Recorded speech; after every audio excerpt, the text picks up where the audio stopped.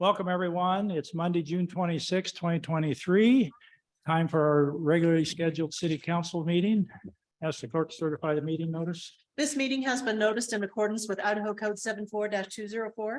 Clerk call roll. Councilmember Heller. Present. Councilmember Jacobs. Here. Councilmember Jorgensen. Here. Councilmember Page. Here. Thanks. You join me in the Pledge of Allegiance. Allegiance to the flag of the United States of America, and to the republic for which it stands, one nation under God, indivisible, with liberty and justice for all.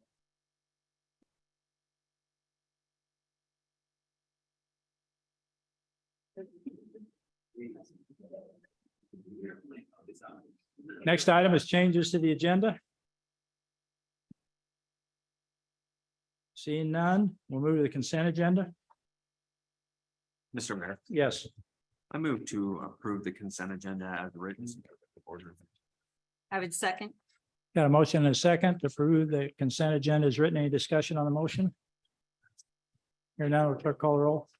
Councilmember Heller. Yes. Councilmember Jacobs. Yes. Councilmember Jorgensen. Yes. Councilmember Page. Yes, Thank you. Next item, special business. The monthly reports from the staff are in your packet. Are there any questions?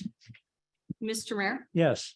I took note of a repeated report of fentanyl usage and arrests. I would request that in a future meeting, the chief of police or the interim chief of police provide the city an update on the current status. Okay. Thank you. Yes. Oh. Let's do a mic check, please. Councilmember Heller's mic.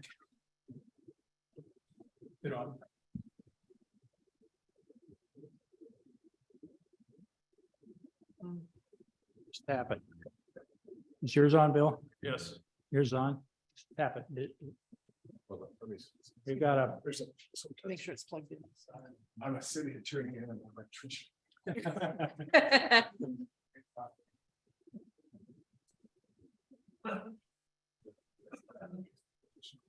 we could solve this dilemma. Yes. yes. Let's move that closer to you and further from me. Okay. Thank you, Colin. We'll move on to item G1. This is a continuation of the public hearing on SAP FY 2023-0001. At our last meeting, the council heard all the public testimony. That has concluded. Tonight, we will hear the rebuttal from the applicant and then proceed to deliberation. Am I getting an echo?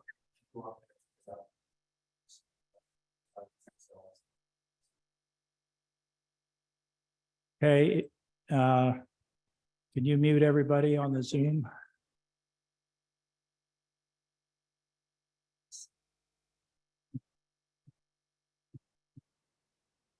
All this technology.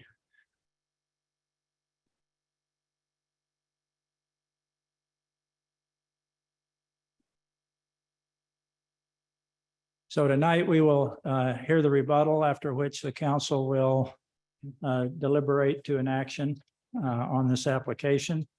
Mr. Wadhams, do you want to give us our preamble tonight? Well, yeah, Your Honor, you are the honor. You're also Mr. Mayor. He's John. I'm Dad, Grandpa. I'm forum, I'm not the council meeting. Okay. Yeah, a couple of issues have been raised, and so I just want to make a record of a couple of things. One issue has been raised is ex parte communications. Ex parte communications are generally understood to apply to substantive communications and do not include, for instance, purely procedural inquiries. However, the conversation must not stray into any issue which has a bearing on the merits of the case. I read that verbatim out of the Givens-Pursley Land Use Handbook. It's on page 404 and it's section 25C2F, if anybody wants to look it up. That's the law on ex parte communications, Mr. Mayor. And with that being said, I would like to know if the council has had any ex parte communications that meet that definition, please. Okay. Thank you. The other issue that's been brought up is conflict of interest or whether any council member should recuse themselves. I think everybody knows what the legal standard is, but the council member would have to recuse themselves if they have any financial interest in it, either in approval or denial. So that would include them, that would include their family, that would include their business associates. And so I think it'd probably be prudent if we put on the record if anybody has to recuse themselves tonight. Thank you. Anybody need to recuse themselves? Mr. Mayor. Yes. I'm a resident of Plantation. I live on Sterling Lane, which is sandwiched between Plantation River Drive and Plantation Lane. It's not adjacent to or in any way affected by the applicant's proposal. I have not had any ex parte communications of any substance.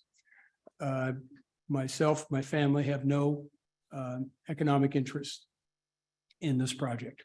Okay, thank you. Any further? Mr. Mayor, there is an issue of untimely, I would call it, or I categorize it as untimely submittal of information. There has been several, and I think we need to make a record of that. There is, to my knowledge, a letter from Will Gustafson, and with all respect, that came a little bit late. There is a letter from somebody that wanted to remain anonymous, making accusations about Planning and Zoning Commissioner Kent Brown. That person wanted to be anonymous, but that came in late. There's been some emails and group emails that have been going around this afternoon. Those would be late. There was something I saw Andrea Fogelman and Mr. Livingston on something that came through my desk today. That would be late in my legal opinion. But it's ultimately, I do not make policy here. I just make legal recommendations. It's up to the council on whether they want to consider those, what I would call late submittals. Thank you. All right, thank you. Council, we closed the public testimony at our last hearing. My recommendation is anything received after that time is not something you should consider. If you want to open it up, then we'll open the whole thing up and we're going to go again on this application. So,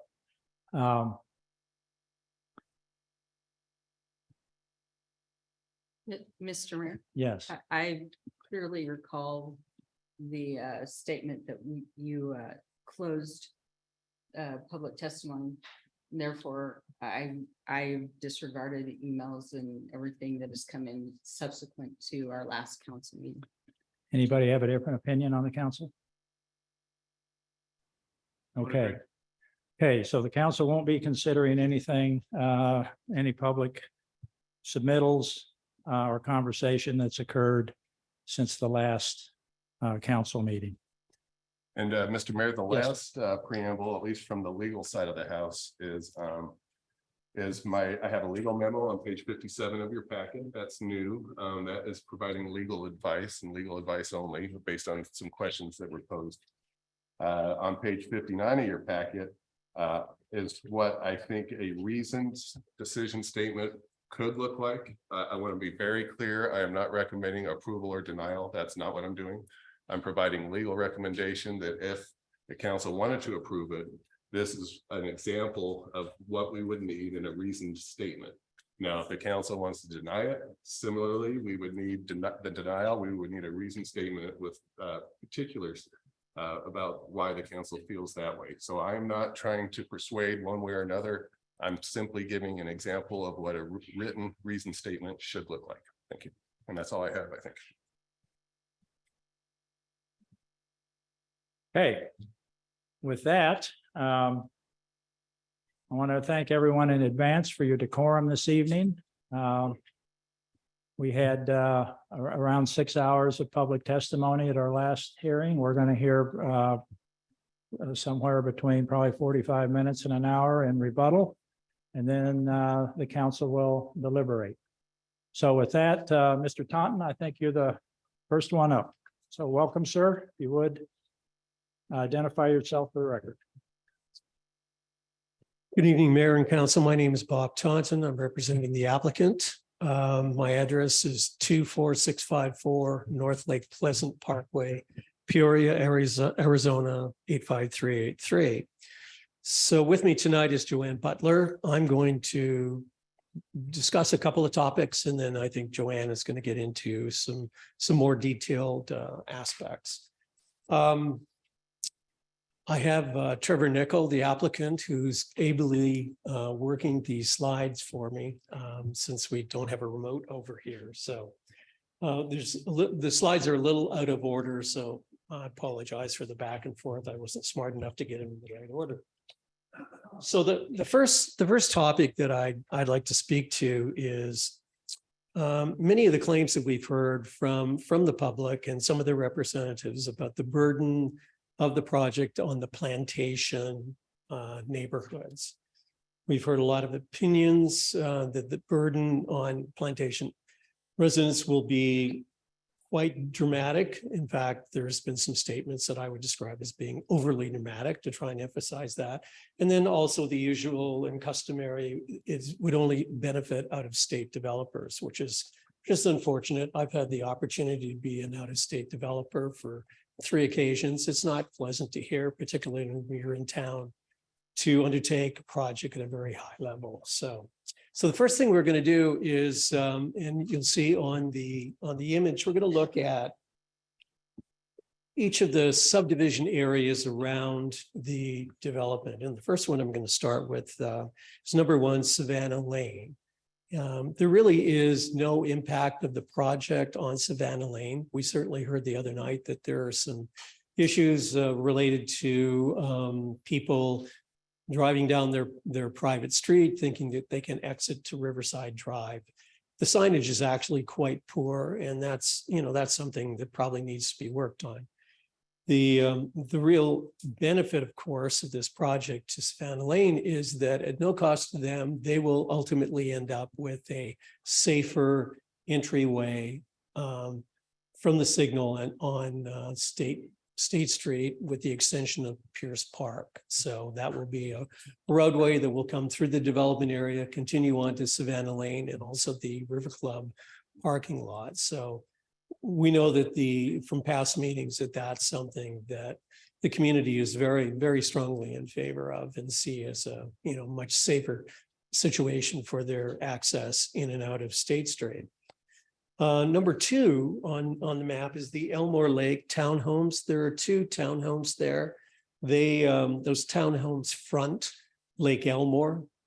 They side on to Plantation Drive, which, as you know, is the current access. It's an ACHD right-of-way maintained by ACHD that goes to Savannah Lane and to the River Club parking lot. So these folks are really not affected by the development. By siding onto Plantation Drive in the summertime, and like today, it's summer and there is a golf tournament on, the parking lot is packed.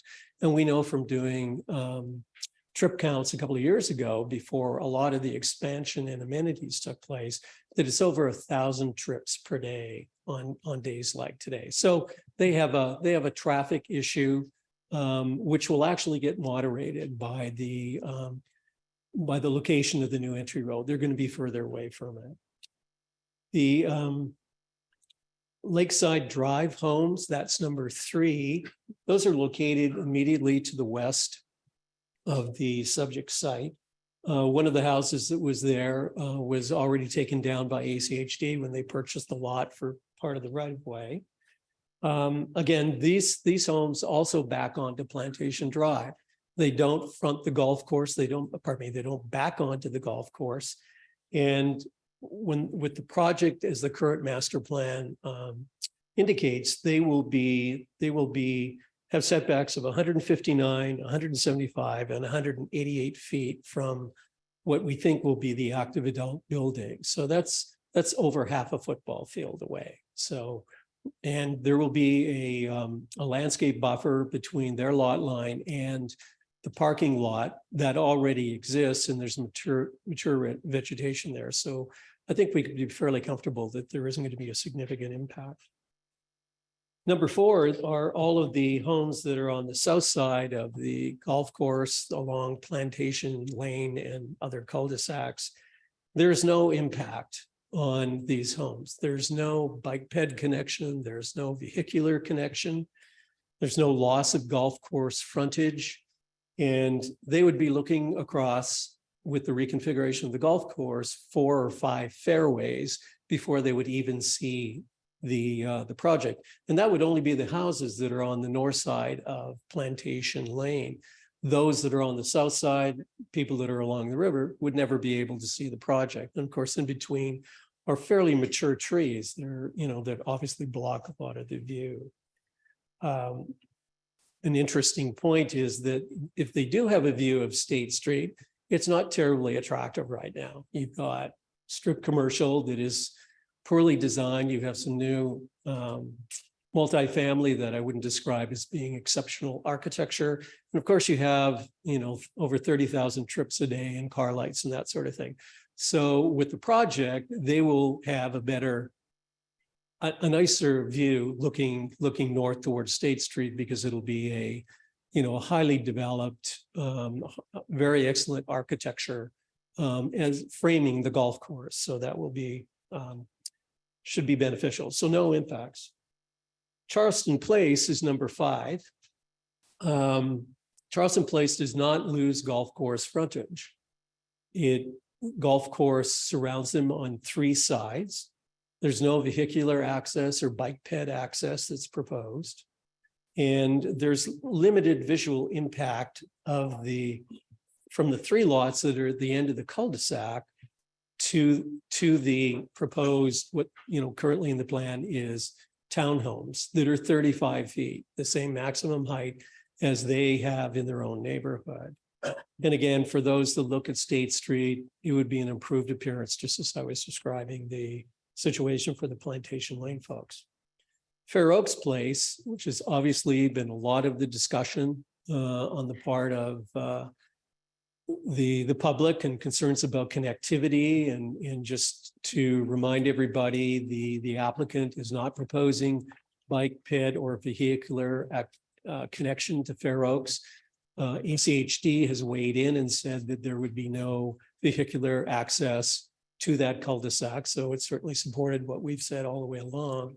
They are recommending bike and ped connection, of course, but that will be up to council to decide if that's the way it should be. There's loss of a playable golf course. There's hole number 2 that, or new number 2 that, let me get that straight. I've got the whole wrong. Sorry.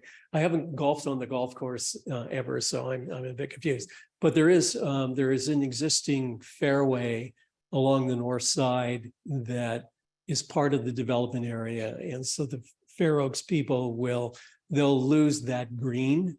But with the building setbacks that we have proposed, and it would be the same thing for the folks on Charleston with the building setbacks that we have proposed and the 35-foot height of the townhouse in the conceptual master plan, and a landscape buffer and so on, it's partially mitigated. Let's put it that way. So it's just not as severe an impact as has been represented. The Edgewood Plantation. Yes. Mr. Totten, Yes. I apologize for interrupting. So where would, what number is Fair Oaks? What would be? Number 6. Number 6. Yes, sorry. Thank you. Number 7 is the assisted living facility, and we heard from the manager of it that, seeing open space was valuable to their residents, and I certainly understand that. But again, with building setbacks and with buffers, I think we can certainly mitigate that situation. The Kessinger Lane lots, which are directly to the east, number 8, those folks, of course, will lose their golf course frontage situation with loss of the playable hole. But, we're proposing buffers and landscape mitigation and that sort of thing. So we think that the in building setbacks and minimum heights of 35 feet, again, the same building height maximum as in the R2 zone, that mitigation can help to, well, obviously mitigate against that loss. So overall, they're just the impacts that we've heard, the burdens listening to Mr. Bush, the burdens on the plantation community. We just don't see that. Now, there could be some adjustments, and we have a thought tonight on an adjustment that we want to suggest. The next thing, if there's no questions, the next thing I'd like to talk about is is part of the testimony from Mr. Haller. And this is a theme that has come up quite often in the public's discussion, and that is that this application threatens damage to a distinctive neighborhood. So I thought we might take a look at that. And we'll use this slide. I guess putting up a Google aerial would have been better, but having planned and developed thousands of lots in 3 master plan communities in my career, plus early on being a city planner, I can tell you that the lotting configuration for the residential lots that are around the golf course is just average. There's nothing distinctive about it. It's homogeneous single-family lots and a bunch of cul-de-sacs. So there's Excuse me, Mr. Tom. If you're going to make noise, go out in the foyer. I'm not going to have any disruptions. Okay, proceed, Mr. Tom. So the subdivision itself is not distinctive. You could find this land pattern any place in Ada County. And today, that subdivision, if you collectively looked at all the subdivisions, would not be approved. They far exceed ACHD's requirements for secondary access and the fire department. Typically, that's around 30 lots. If you look at Plantation Lane, it's a dead end. It's the longest cul-de-sac I've ever seen in my career. I mean, it's just enormous. Plantation River Drive is the same way. How these things were approved in the 70s, I don't know, but they were approved. And so I'm not faulting that, but I will say today, this subdivision would be substandard. There also isn't the customary 10% of the gross area being activated open space common area for the residents. There's really none of that. There's some ponds, there's some mediums with dead trees, but none of that exists, okay, today. So in contemporary standards, it's not a unique lotting pattern. But what makes it distinctive and what gives it the identity is the relationship to the golf course. And the golf course is owned by someone else.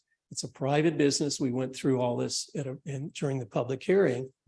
And it's the entity that kind of creates that plantation bubble that everybody talks about, that creates, the special identity. The application before you is not going to take that away. Yes, the golf course would reduce by 20 acres or 22 acres. It still would be 100 acres. And the application approval will allow Mr. Gustafson to spend perhaps $10 to $15 million upgrading that golf course. The irrigation system is shot. I mean, it's just going to blow up one day. It's antiquated. If you look at aerials, you see that there are wet spots and there are dry spots. And, that's all because the irrigation system doesn't work very well. He needs to build a new maintenance facility. If you've not been to the maintenance facility, I recommend you don't go. It looks like a big tool shed. There's no restrooms. There's no meeting room for the staff there at all. It needs to be completely rebuilt. And of course, Mr. Gustafson is going to have to pay for part of that entry road when it leaves the development area. The rest of the road is on him. He also has a bank erosion problem just to the east, just upstream from the park. And the days of throwing riprap, to armor a bank are over. It's incredibly expensive solutions. We've talked to people as to what that's going to cost. So with the project being approved, it will give him the ability to undertake all of that. And what's going to happen, you're going to have a new golf course, a better quality golf course, still 18 holes that will still create that maintain that special identity that's here. So just wanted to make that particular point clear. Any questions on that? Mr. Taunton? Yes. Since you referenced Mr. Holler's testimony, do you know the distance between Pierce Park and the termination area at Fair Oaks?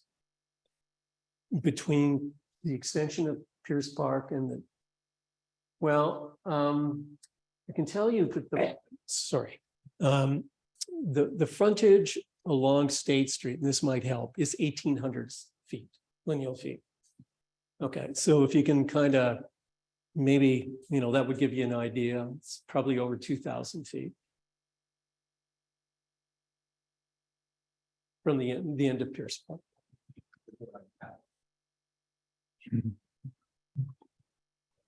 Mr. Taunton, thank you very much. I'll likely address some further questions to staff. Okay, thank you. Okay. We have considered the testimony from last week and commentary from City Council.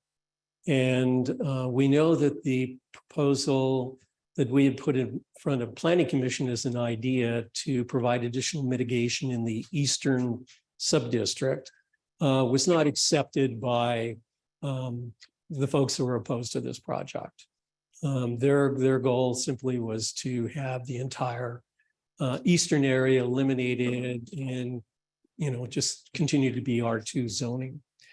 We also know that the council was concerned, had some concerns about compatibility.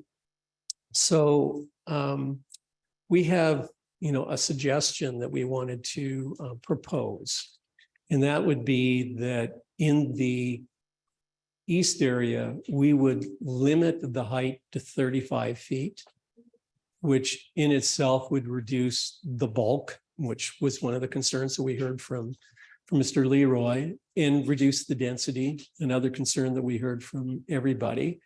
And really the higher density would be more oriented towards State Street frontage. But there's an issue that I'd like to go over with you, and that is, what is the east area and what is the boundary and where would that delineation take place? So if you could move to that first slide. Okay. So Mayor and Council, this is the sub-district map from the original application. And it really kind of matched a phasing plan that LPC had generated to figure out, okay, how would we develop this project if it were all approved as the master plan indicates? So we have the west area, central area, and then the yellow is the east area. Next slide.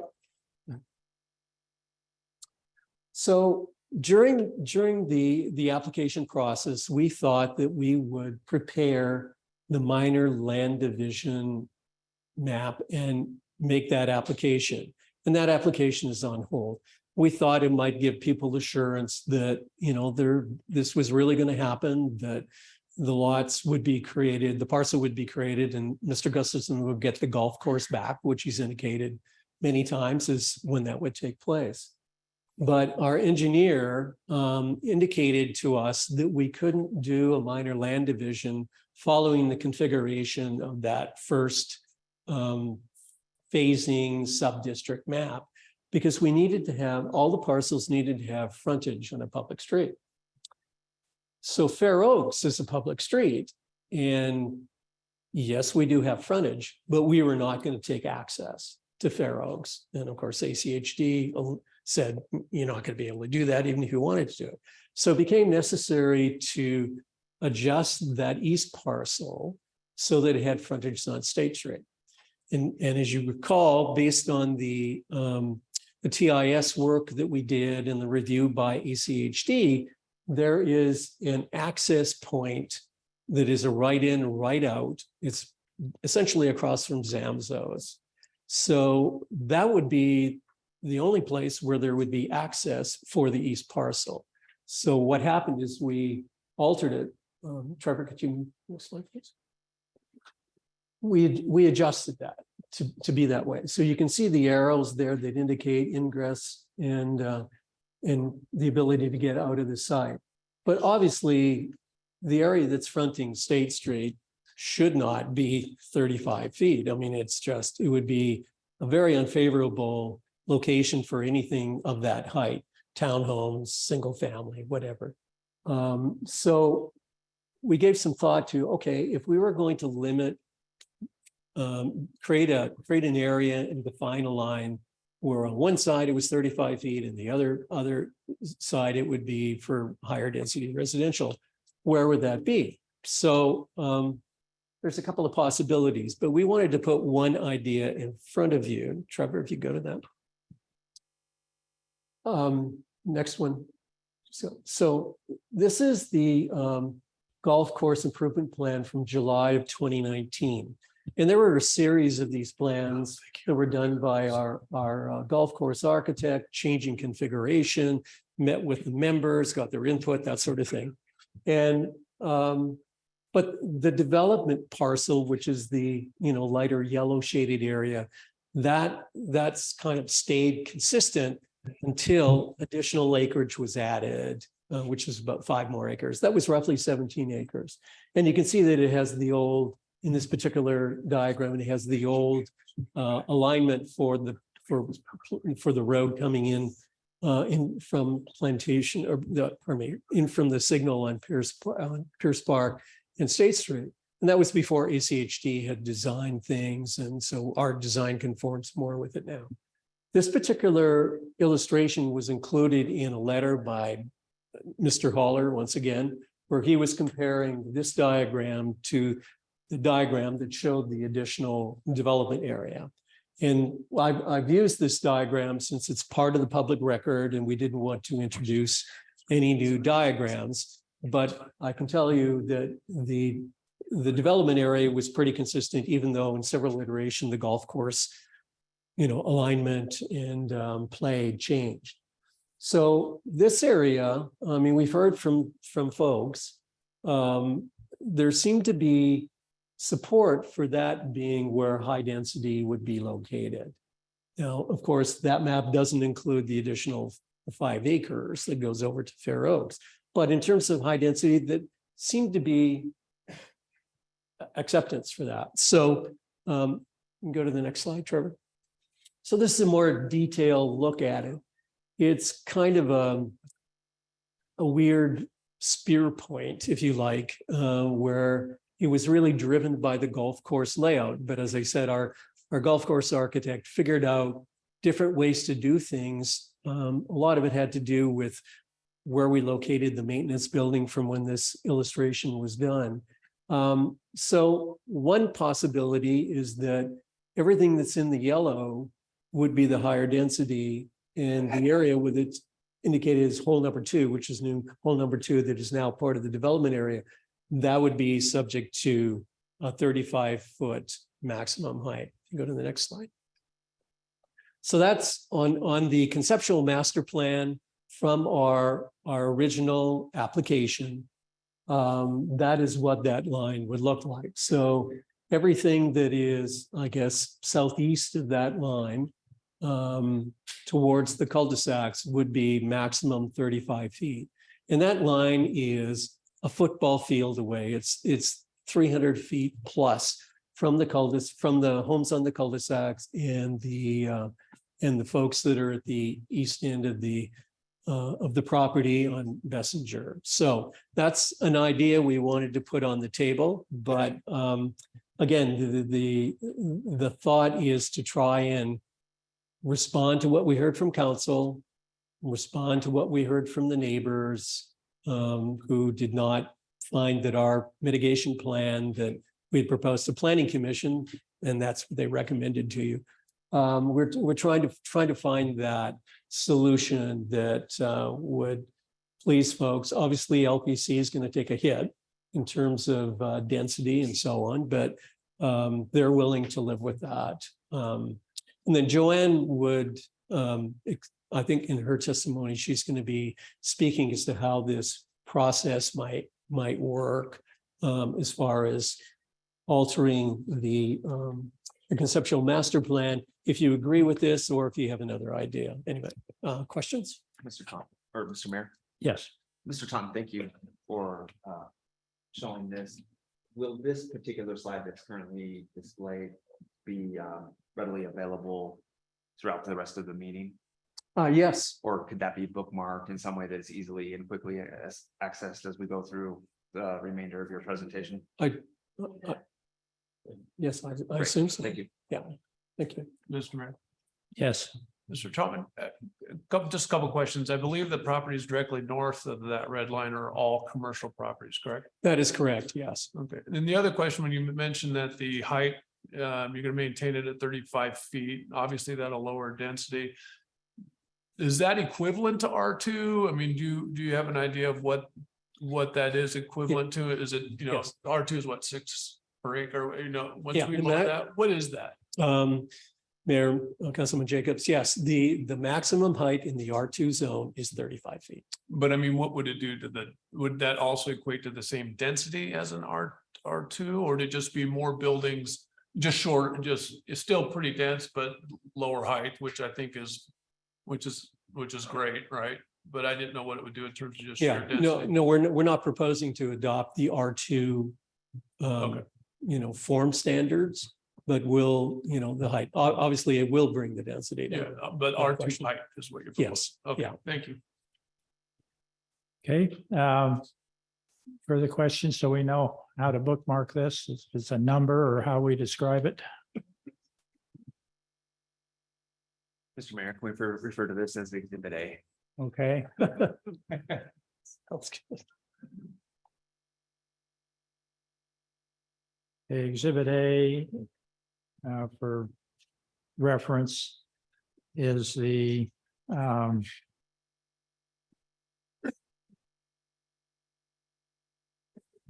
Section 3 modification.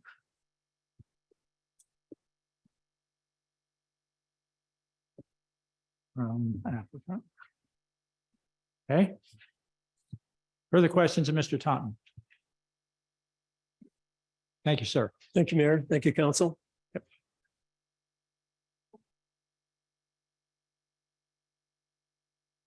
Evening, Joanne Butler, 967 East Park Center Boulevard, representing the applicant. Yes, let's leave that Exhibit A up because so people can reference it. There's been a lot of testimony, a lot of letters, a lot of verbal testimony, one premature request for reconsideration. There's a lot to rebut. We're not going to get to it all. We're going to try to get to a lot of it. If we don't address something that you think we should, our goal is to answer your questions and make sure that we've addressed what the council wants to hear. So please ask me, but if I have not addressed something that the opposition has raised, it does not mean that we support it. We're just not going to be able to address everything. I'm going to try to address this first part for a fair amount of time, talking about the issue of spot zoning, because I think that issue will help me address a lot of the issues that people have raised under this umbrella term of spot zoning.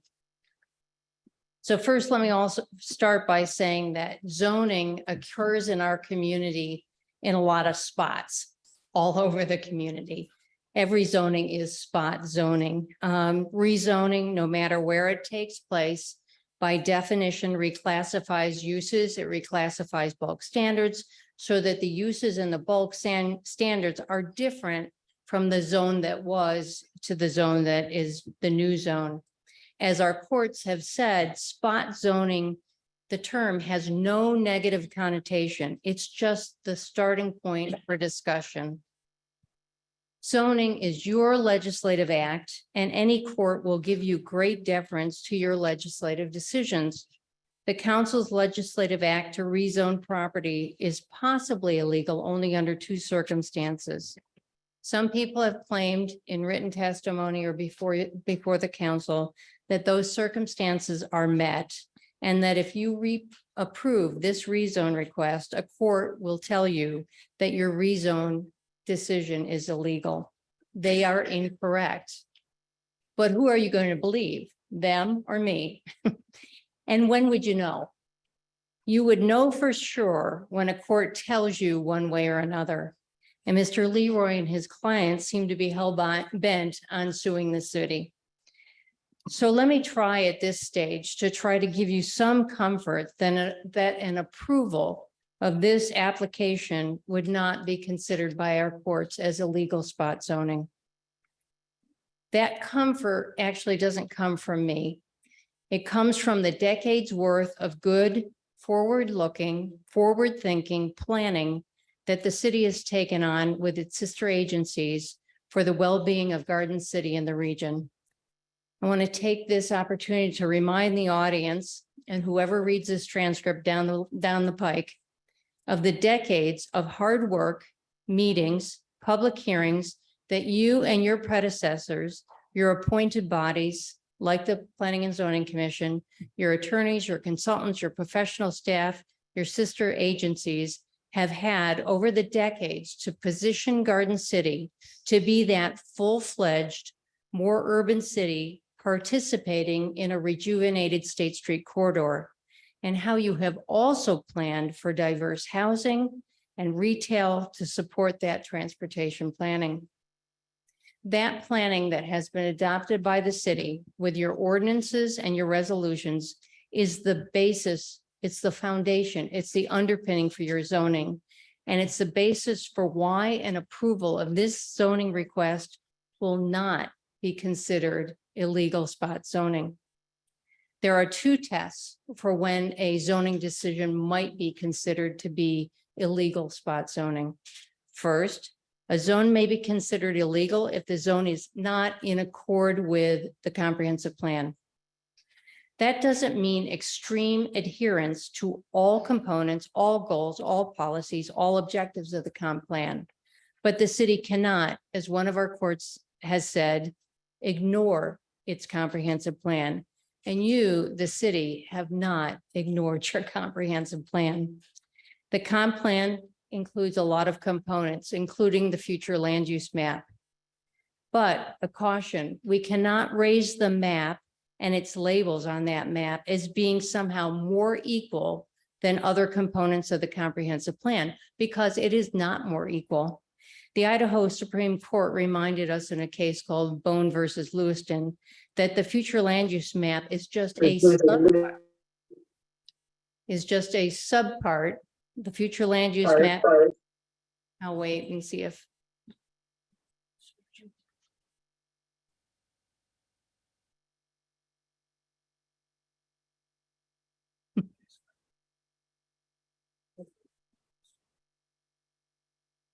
I'm not sure where it's coming from. Shall I continue? Do you think? Or wait? Let's try it and see if. Okay. So what I was saying was that future land use map, which is one subpart of one land use component of the comprehensive plan. The court also said, and I'm quoting, a land use map does not require a particular piece of property as a matter of law to be zoned exactly as it appears on the land use map. Some have made comments to the council to the effect that the future land use map and the general labels on that map are somehow more important than the rest of the comprehensive plan. Again, they are not. Your comprehensive plan on page 21 also states that a land use map does not control current land uses and is not a zoning map. The land use map shows generalized designations for land uses. Some have said to you that it is their belief that the 2019 comprehensive plan hearings and the future land use map secured the application's property as permanent open space. That is just not correct. We incorporated the testimony from the 2019 comprehensive plan hearings and decisions into the record when we were before the Planning and Zoning Commission, in case we needed to address this matter to confirm that in another venue, because that was never the city's intent. Whether the zone request that we've made, like this application, is in accord with the comprehensive plan is a question of fact. That's what our courts say. It's a question of fact. And the courts say the city is required to make a factual inquiry into whether the requested rezone reflects the future-looking planning goals of the comp plan and takes into account the present factual circumstances surrounding the request. The record as a whole demonstrates that the city has made this factual inquiry. Facts include, for some examples, that the city encourages a specific area plan zone to implement the land use planning and neighborhood activity and TOD nodes identified in the comprehensive plan, which this site is. The nodes have been adopted by ordinance and resolution as part of the comp plan and the regional planning for the State Street corridor. Some speakers have incorrectly stated that the project does not meet the definition of where a specific area plan is appropriate. This is not correct. In addition to encouraging a specific area plan for activity and transit nodes, the city's zoning ordinance states that, and I'm quoting here, an SAP zone may be utilized anywhere within the city on properties that would benefit from a master plan and a phasing approach. This property benefits from a master plan and phasing approach, especially because the applicant must work with other agencies besides Garden City to design and complete infrastructure such as ACHD with regard to the Pierce Park intersection and possibly Boise City in connection with sewer connections. They need to be used anywhere, or they can be used anywhere in the city on properties that would benefit from this master plan and phasing approach. There are no limitations on the location, such as a 1/4 mile distance that is sometimes referred to for activity nodes and transportation corridors or transportation nodes.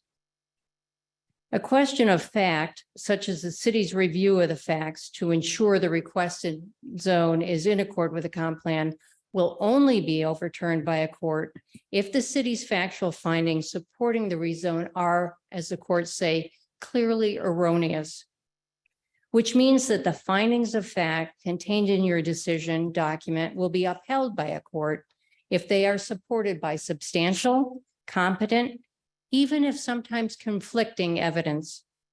We believe the city has the weight of the evidence on its side if it makes an approval of this application. The application and the record as a whole provides substantial, competent evidence by traffic engineers, civil engineers, including the city's own engineer, fiscal analysts, planners, architects, including your design review consultants, agencies, including ACHD and the school district, to support the application and show how an approval will not adversely affect the community's health, safety, and welfare, which your police power embodied in the comprehensive plan is there to protect. And Mr. Taunton has also showed why or how factually that the burdens on the surrounding area are not undue burdens. A question we've asked ourselves is, did we misread working with the city over the last many years? Did we misread the guidance of the comprehensive plan? Did we misread your approval of the Pierce Park intersection improvements that facilitate the project and the improvements to the golf course? We don't think so. We believe the city, we believe the community as a whole has been preparing for an application such as this for years. And the application and the rezone request is soundly in accord with the guidance of the comprehensive plan. I started by saying that there were two circumstances where the city's zone approval might be considered illegal spot zoning. The city meets that first test by ensuring the zone is in accord with the comprehensive plan. Second, a zone could be, might be, not always, considered illegal spot zoning if the zone is not compatible with uses in the surrounding area and if the zone does not serve the public welfare but only gives a benefit to a property owner such as the applicant. Zoning the applicant's property as requested is not only a benefit for the property owner. The specific area plan zone with its concept master plan and the zoning and design regulations has been developed to support the public's welfare embodied in the comprehensive plan, as we previously stated. Some have said to the council that any rezoning that benefits a property owner is necessarily illegal spot zoning, and that is just silly. It would leave the city without any power whatsoever to zone.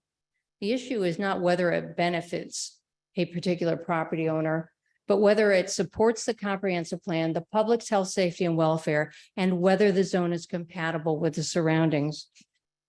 For all of the pounding on the table that we've heard, as Mr. Taunton reviewed, there are not undue burdens on the neighbors from the proposed neighborhood, which is essentially cut off from Plantation by design at this point at the request of the neighbors.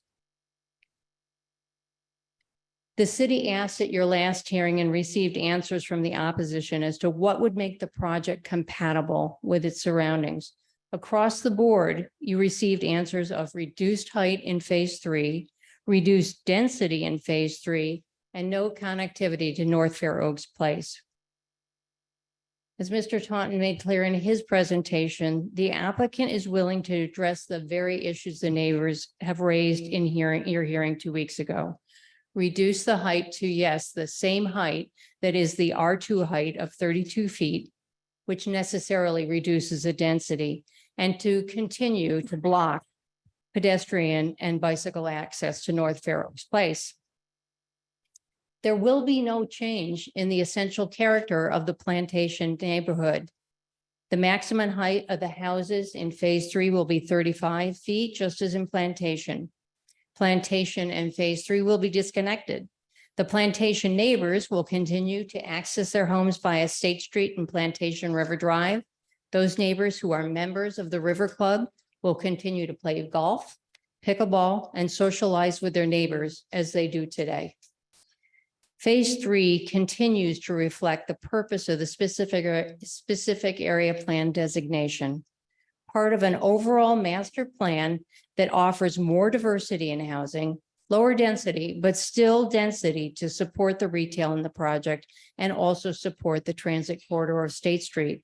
Some of that density, as we've always said in our application, can get transferred out of phase 3 and probably to the extent that we can, we would move some of that density west and to the central area.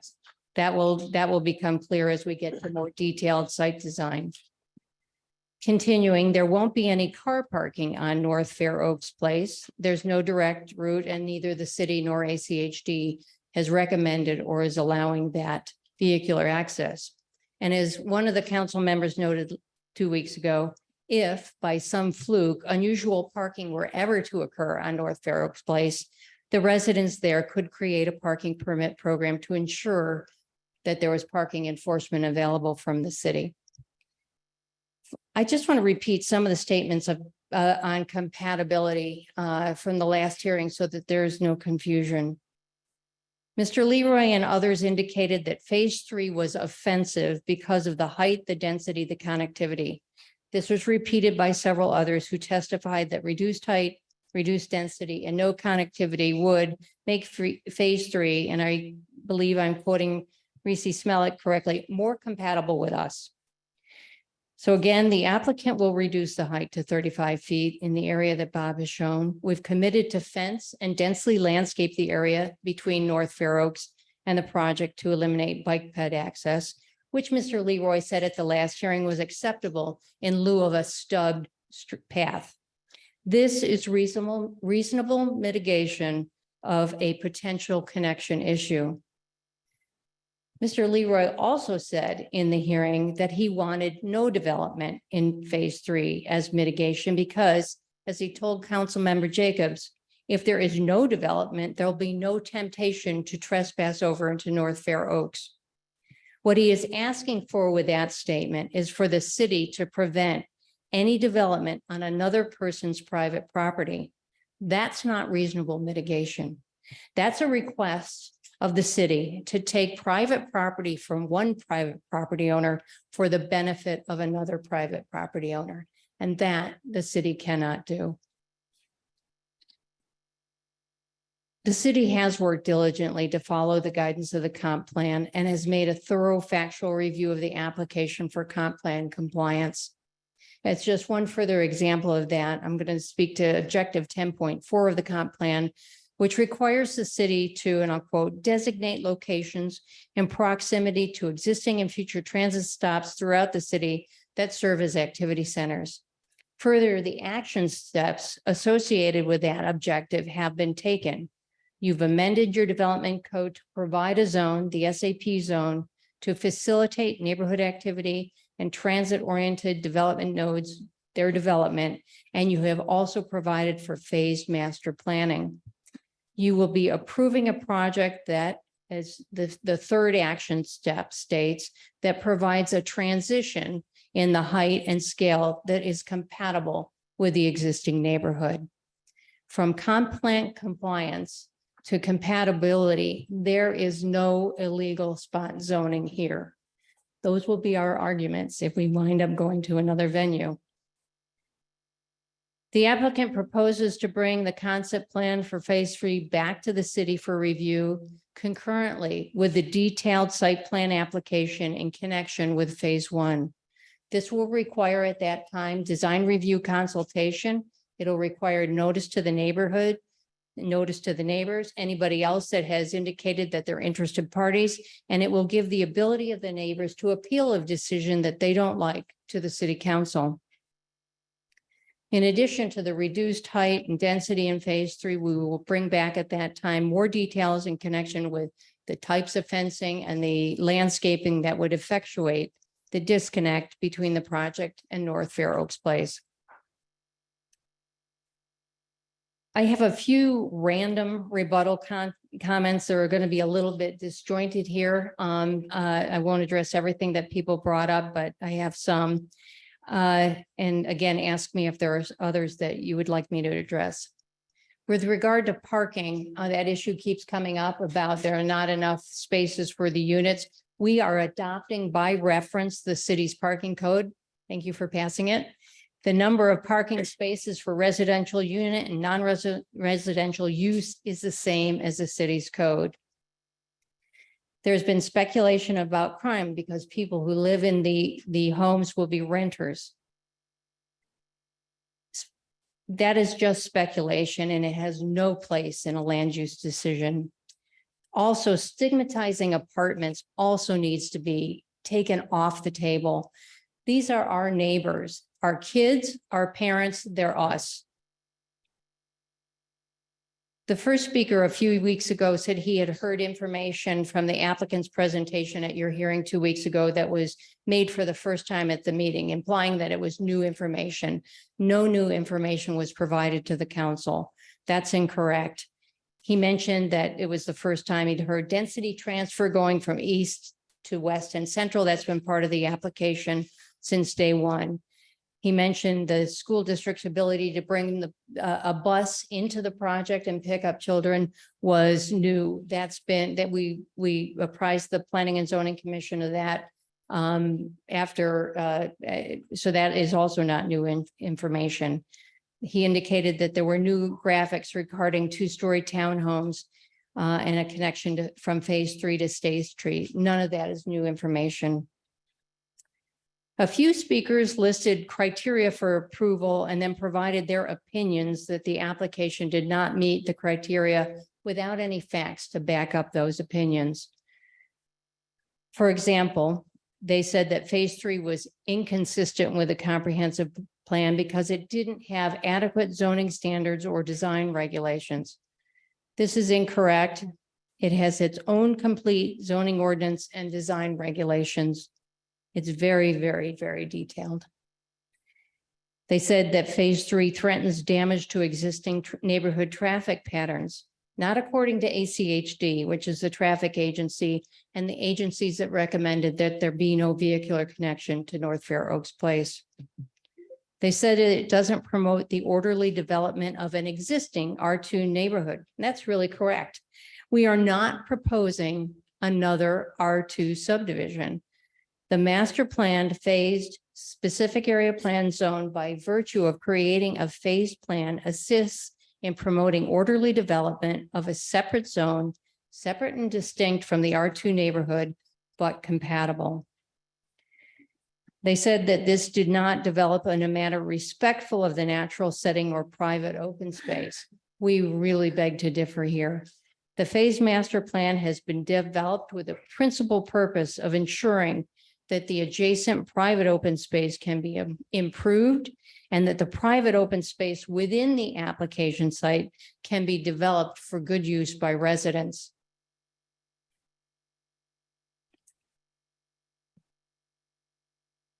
Mr. Livingston made a comment at the last hearing, quite confident in his testimony to the council that 40% of the River Club members reside in Garden City. The River Club is a private club and personal information regarding members is private and unavailable, so we're not really sure where he got those figures.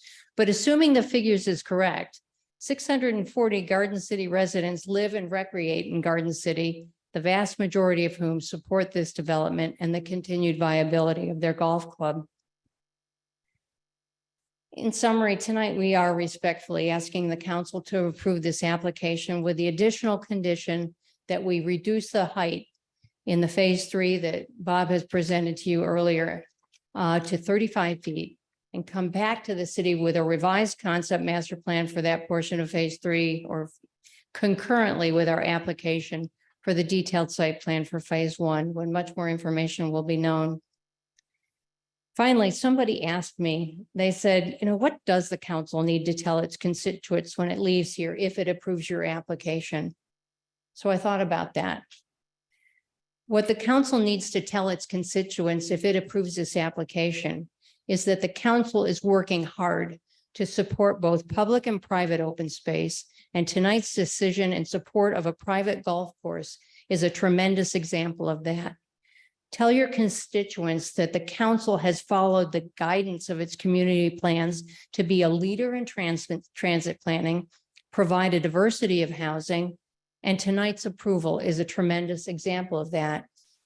Tell your constituents that the council is working hard to ensure that Garden City becomes, as your comp plan states, a more urban city. Tell your constituents that tonight's decision supports housing diversity for residents that not only live in Garden City today, but those that will move to Garden City in the future. That tonight's decision supports the future of Garden City. And finally, tell your constituents that tonight's decision supports regional transit, supports retail, supports housing density along a transit corridor, and it is absolutely the right thing to do. I'll stand for questions. Okay, questions, council? Mr. Mayor. Yes. Ms. Butler, a couple questions. I just want to clarify just statements between you and Mr. Taunton. So the decision regarding connectivity to Fair Oaks, The lid was on. the way he stated is he'll just decide, you'll go on whatever the decision of the council is on that, correct? We have, yes, forgive me. I mean, Yes, we will, if the council decides to go that way, your staff took a hit from a couple of people 2 weeks ago for doing a sales job. And I want to just say, since I'm getting the opportunity, your staff has done a great job providing this council with the information that it needs from various documents that you've approved and so on. And people spoke eloquently about the connection. We have said that we would work with our neighbors not to do that. However, we understand it is a city's decision. okay. And then the other question is, this just came up on a question I think I asked Mr. Gustafson. Is there going to be any type of agreement between the applicant and the golf course in terms of future development or maintaining it as R2 or agreeing that the golf course stays a golf course? I think we had brought up that question, if I remember. Mr. Gustafson was agreeable to that. So I didn't know if there'd been any discussions between that meeting and this meeting on whether that is still on the table. Mr. Gustafson is not the applicant, so I'll repeat his comments to the council and to the public, where he said that the course is zoned R2 and he has no intent of changing that from R2, and also if he ever was, it would have to come back before the city in a public hearing process.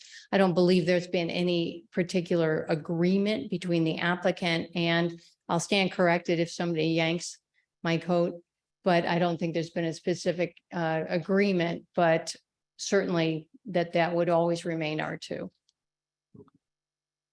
Thank you. Further questions? Mr. Mayor, Yes. thank you for your presentation, Ms. Butler. I do have a question, and I realize that this is a conceptual Yeah. drawing.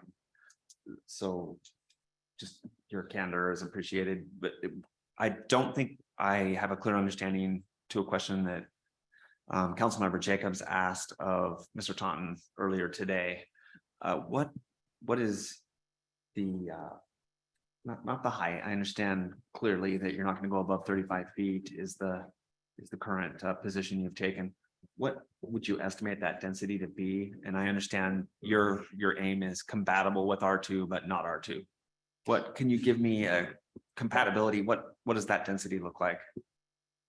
I don't know that, and I'll ask Bob to help me if he can, or Trevor. I don't know that we know, which is why we're going to have to come back with a concept plan to show exactly what can fit in there and at a 35-foot house and at the, permitted uses in that zone. So I think we're going to have, so I can't answer that today. I don't know, but I do know that it does have to go through a public process. And so hopefully that makes you feel comfortable that we have to go through that. Sure, and we'll see scrutiny at a later time. Right. Okay. Yes, Fair question. Certainly. Ms. Butler, thank you for You're welcome. your presentation. Did I understand correctly? You mentioned blocking access to Fair Oaks with dense landscaping and fencing. Pardon me. Wouldn't that require or removing a condition proposed by staff that we stub a trail or path at the very least? This will be a decision by council. We have said that we would create a fence and dense landscaping, no alligators. But yes, I think that it would remove that condition if the council decides that condition.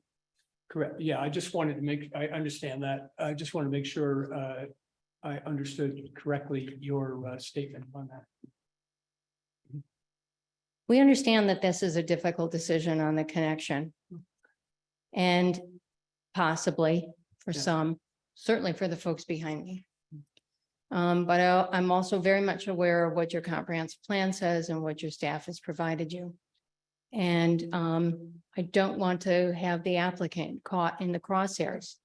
So we will, our goal is to follow the city's path. Thank you so much. further questions? You can hear it.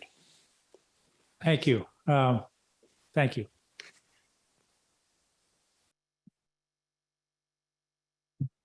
Okay, council, we have reached the point where we're going to deliberate. Mr. Wadhams, I've got just kind of a point of order question. There are a lot of pieces to this application and the materials we have. What I'd like to do is allow the council to begin deliberation with the ability to recall if something comes up in that deliberation that I need to recall the applicant back. See an issue with that? Mr. Mayor, I do not. Okay. I do have a couple points of order before Okay. deliberations. I was going to do them after deliberations, but since I have the floor, if I may. Certainly.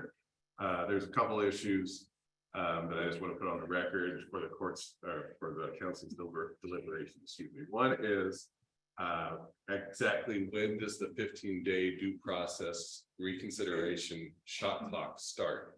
I think the law is clear, and I think we're going to have to make it clear so everybody in this room understands that the 15-day shot clock for any request for reconsideration is going to start on the date that the final written decision is approved. So if the council does not approve a formal written decision tonight, then the 15 days does not start tonight. It would start whenever the council approves the written decision. So I think for everybody's benefit, that's going to be important for everybody to understand. And the second thing is, should, and again, I'm not trying to persuade one way or another, obviously, but should the council decide that to remand or to just flat out deny this, then the council has to tell the applicant how they can fix it. And so that needs to also be part of the deliberation. Thank you. Okay, with that, we'll proceed. And council, I wanted to have the ability, if in your deliberation, there's some misunderstanding perhaps about something you heard this evening, we'd have the ability to recall Mr. Taunton or Ms. Butler to answer that. So with that, Mr. President. Thank you, Mr. Mayor. I'm excited to hear the opinion of council members and the impressions that you're left with. I have some that I will share, and I would like this to be informal among the four of us insofar as, not to interrupt someone as they speak, but if you have a question as to something I say, speak up. I'll do the same if I have a question on your remarks.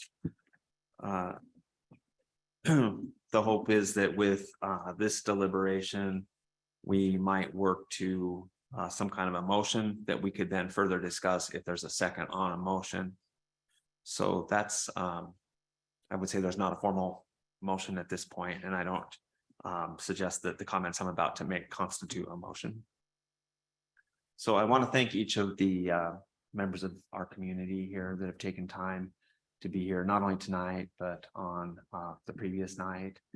Those of you that attended, and I heard many of your comments when I listened to the planning and zoning hearings, which I did listen to in full. It's quite an effort and shows that you're passionate about the property, your investment, the growth of Garden City, and many of the same things I'm concerned about as a council member and homeowner here in Garden City. I have carefully looked at the letters that were sent to council. If a letter was sent to me directly, I submitted that to the city, and I believe that was the direction that our legal counsel pointed us to, for the very fact, the very reason of avoiding ex parte communication. I also spent equal hours poring over the applicant's materials. They are ambitious and in some ways exciting, in other ways scary to me. I appreciated the rule-abiding manner and authentic comments that came to seek a democratic, process for this application. I do wholesale reject efforts that have been made to draw a nexus between increased density and crime. This is a thinly veiled, self-serving tactic, in my opinion. Each of us in this room can remember being the newest member of any given community. And with that did not come a desire to commit crime or contemporaneously devalue a neighborhood. And I just reject any line of thought that follows that trajectory. Like it or not, density is the reality. It's the new reality of any urban area in Idaho. The secret's out, people are coming. We seek safe and beautiful places to live and work. I think criminal choices or criminal behavior are choices. They're not a byproduct of increased density at all.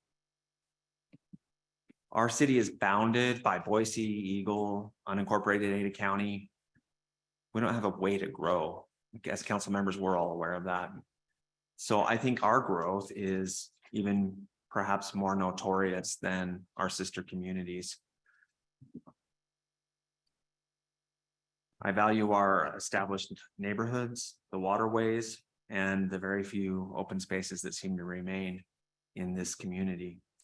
The golf course is one that is important. I'm not a member of the golf course or even a social member of the club, but I do love having the golf course in this community.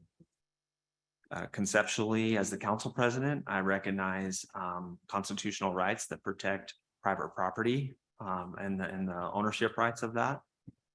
And therein lies the tension. If you're in this room, you probably own property. And that property may or may not be affected by private property that abuts. For the council,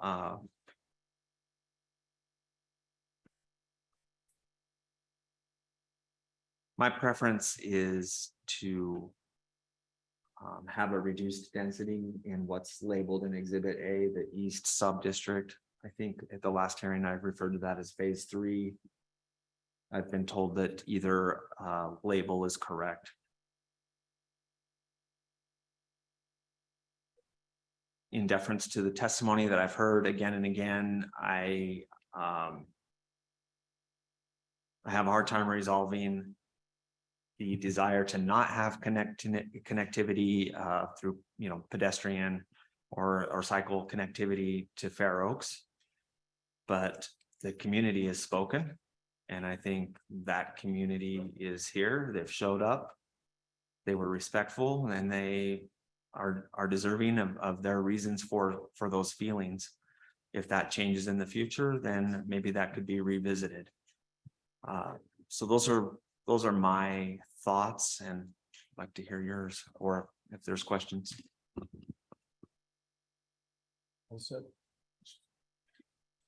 Sure. Thank you, Council President Page. I share many of your thoughts and conclusions. First, I want to share a thought, though, about our communications with one another, yours and ours. I extend a thank you to everyone who researched, attended, testified, or otherwise added substantively to and respectively to the record of this application's planning and design and the council hearings. I think active engagement that's well-informed and conducted with civility validates and promotes democratic institutions. A theme everyone seems to be interested in talking about or weighing in on in recent years. So your voices are not only welcome, but they make a difference.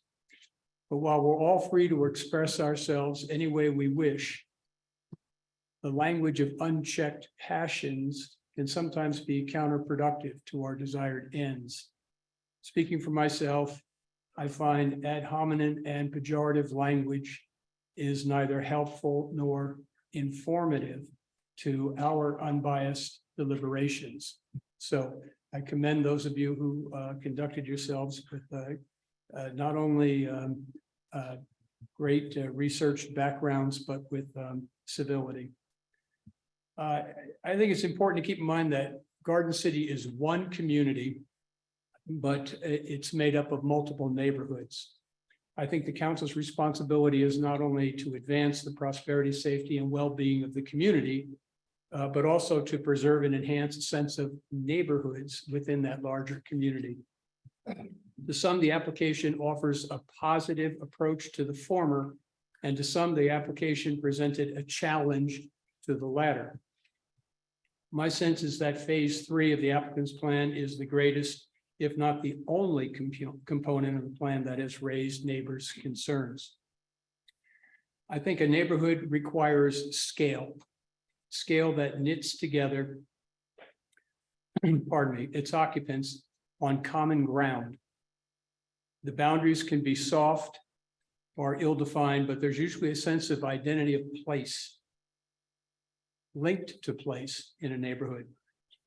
While the residents of Fair Oaks and Charleston are part of a greater community, several have expressed concerns that suggest their neighborhood's character is under threat as the greater community evolves and as a new distinctive neighborhood is developed adjacent to their tranquil cul-de-sacs.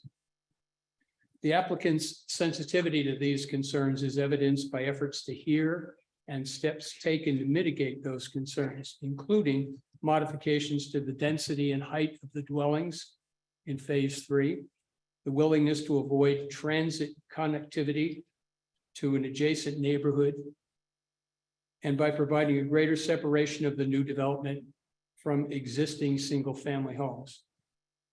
So given the professionalism and considerations of the applicant and the sincere concerns of the neighborhood adjacent to the proposed development, I think this application, as presented, merits some conditions. Not least among these, in my view, is the elimination of connectivity by path between Phase 3 property and Fair Oaks. The creation of a physical barrier such as a water feature or dense plantings may be desirable, but I think that's rightly a question of design or aesthetics, rightly considered by the applicant and city staff. Other conditions might be considered, such as a further reduction of density of Phase 3 development. And such a condition may further allay the concerns of adjacent neighbors. I think that, again, is something that maybe the parties can talk about. I think the concerns of ACHD and possibly Boise, for that matter, regarding the safety of cyclists and pedestrians who wish to access a greenbelt connection are best addressed by that body's accelerating its planned development of safe multimodal traffic between Pierce Park and Plantation River Drive, rather than disrupting the serenity of Fair Oaks. So those are my thoughts at this point in time, but I'm encouraged by what I heard tonight, and I think I'm hopeful that we can reach an agreement on these issues. Thank you. Thank you. Mr. Mayor. Thank you, Russ. Thank you, council member Page. I'm not going to be redundant because on some of the things you guys spoke about, because you were very eloquent. When I was looking at this application, I really had three things that that I was concerned about. One was the density on that east district. It was very important to me that we listen to the community about not having a 4-story apartment building overlooking your homes. And I think that was something that was echoed by some of the other council members and their thought process, and the fact that we're lowering that to a lower height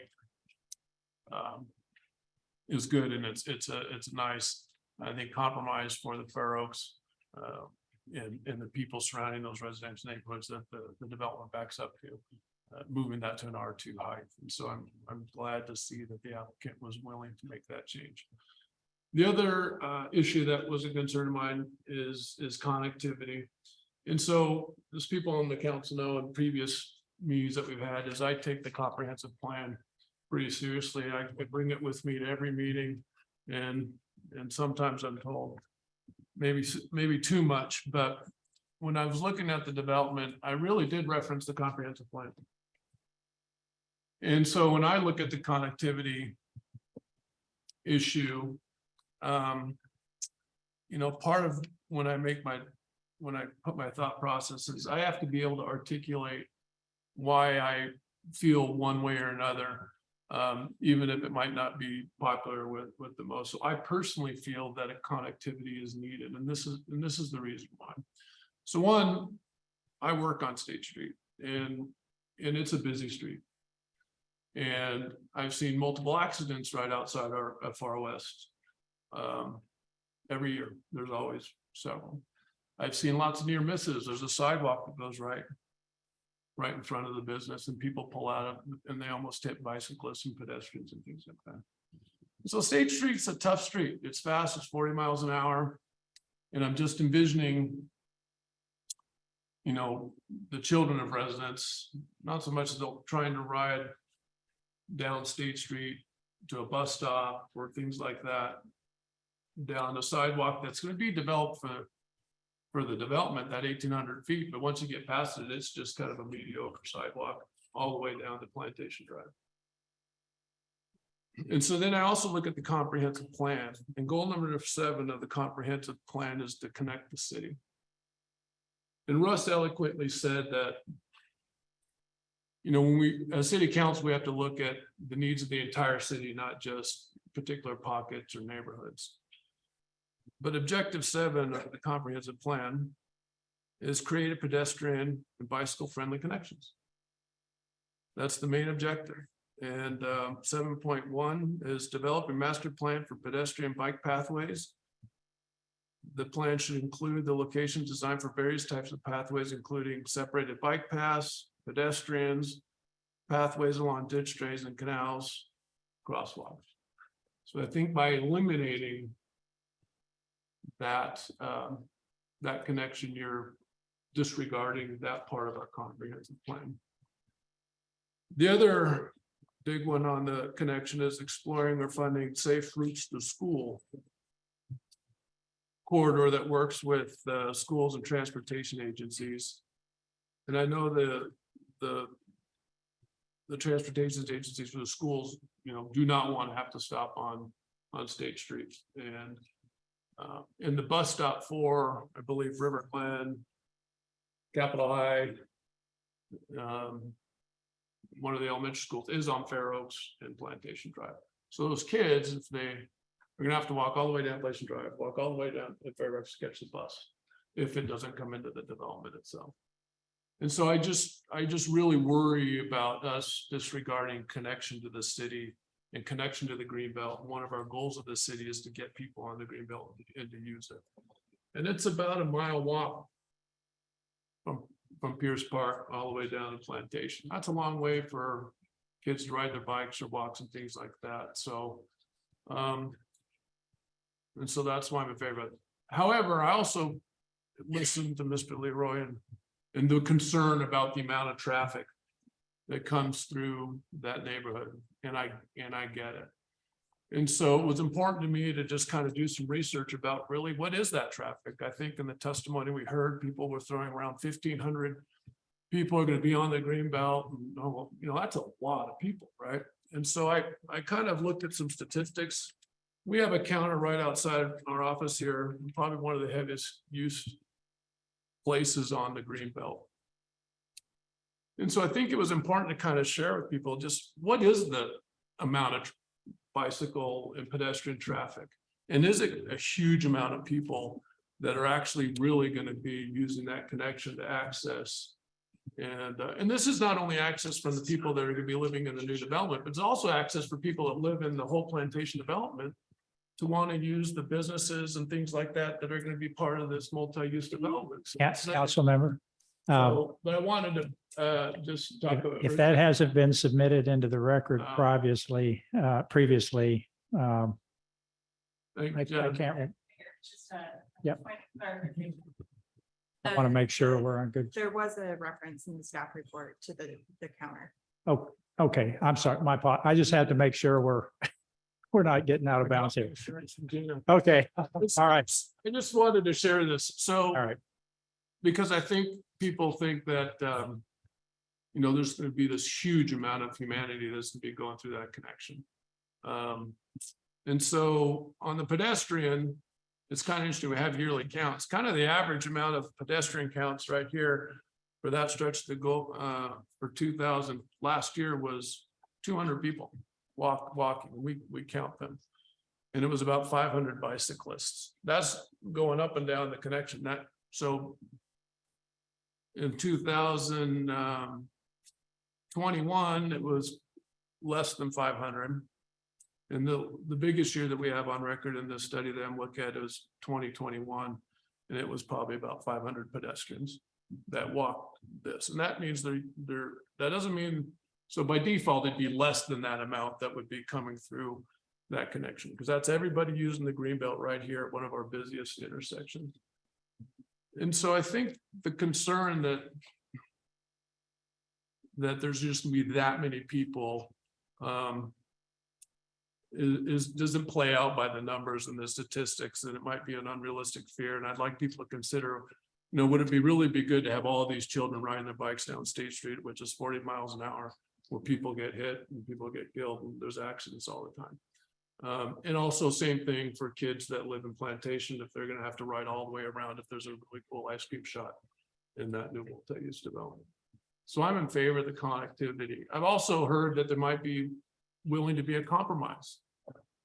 And so maybe that might be something we discuss where I think, and I'll kind of defer to Charlie Wadums here is there something where we have a connectivity, and if there's some burden of proof where it's an undue burden to Fair Oaks after we can measure it on traffic counts or anything else. And if it is an undue burden, it's like, okay, then has been a hardship on Fair Oaks, and let's put up a barrier, let's put up a fence, because we need to define what that undue burden would be.